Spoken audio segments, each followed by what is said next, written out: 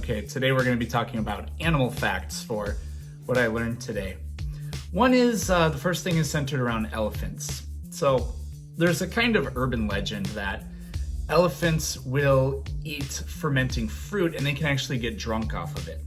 So theoretically this is possible. Now, why would an elephant eat fermenting fruit? Well, fruit starts to ferment right at the point where it is as ripe as possible. And when fruit is as ripe as possible, that means that it contains the highest concentration of sugars that it will ever have. So the caloric density of the food is as high as it's ever going to be. So it would theoretically be beneficial. I was reading about this in a book that proposes something called the drunken monkey hypothesis, which states that our primate ancestors actually got evolutionary benefits from getting drunk off of fermenting fruits. So this video is not about that though. Now, as far as the elephants go, there really hasn't been any definitive documented examples of elephants getting drunk off of naturally fermenting fruits.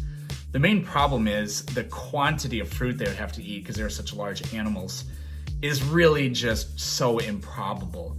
An elephant could never stumble upon that much fruit and therefore that much alcohol in the wild. But they do stumble across that much alcohol in places like India, where people leave out wine or some other beers or some other kind of alcohol.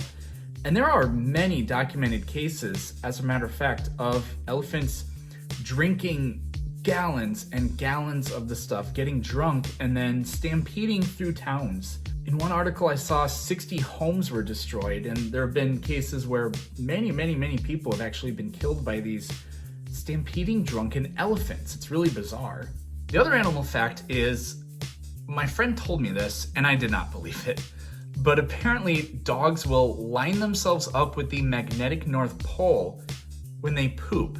Now, the magnetic North Pole is not straight directly north of wherever you are, unless you're in a very specific place, because the magnetic North Pole does not line up with the geographic North Pole, the point where Earth's spin is just a central point.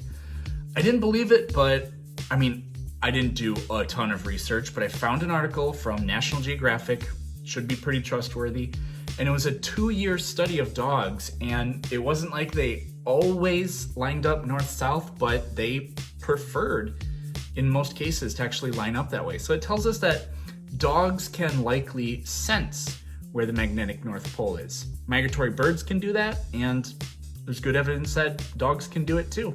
So come back tomorrow to see what else I learned, and thank you for watching.